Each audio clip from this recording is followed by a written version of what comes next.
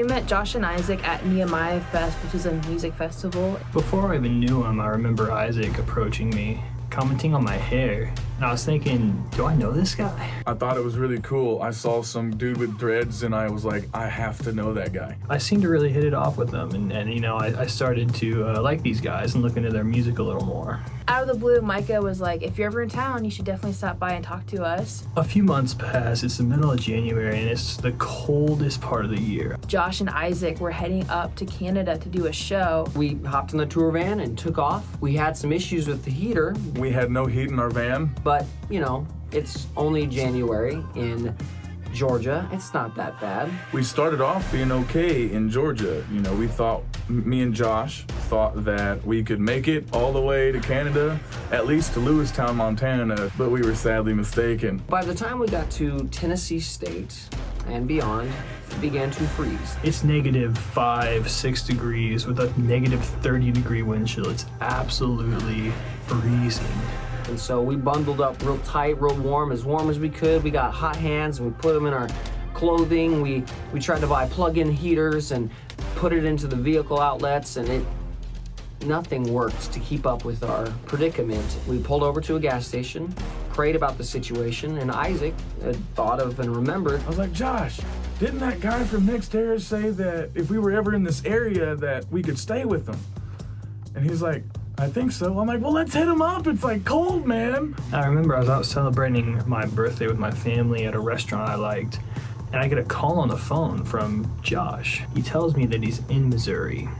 So I ask him what his location is. Turns out he was only 5 minutes away.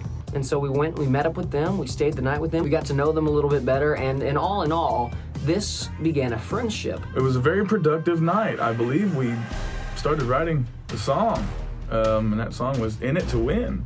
To me, the meaning behind In It to Win stems from the aspect of me being autistic and being told that I would never amount to anything and never make anything of myself. While we're brainstorming concepts for songs, I just remember feeling a lot of discouragement. I was confiding in Josh and Isaac and talking to them about that, and then Josh tells me this. This idea that was expressed in the book of Philippians by Paul, saying that I'm not there yet. I haven't achieved what God has called me to achieve on this side yet, but this one thing I am doing right now in this moment, I don't care where I'm at, where I've been, this one thing I do, forgetting those things which are behind and reaching forth to the things which lie ahead, I press towards the mark of the prize of the high calling of Jesus. And from these words, we began to sing, pressing forward to the prize, got my eyes up to the skies, oh Lord.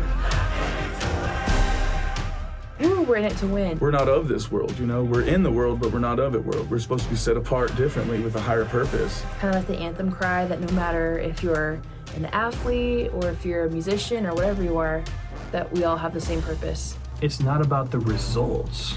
No matter what kind of results I got off of this content, no matter what kind of streams I got on my next song, it wasn't about that.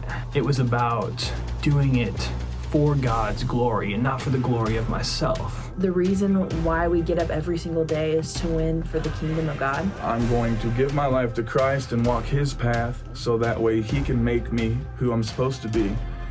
And because He makes me who I'm supposed to be, I'm in it to win, and I'm in it for Him.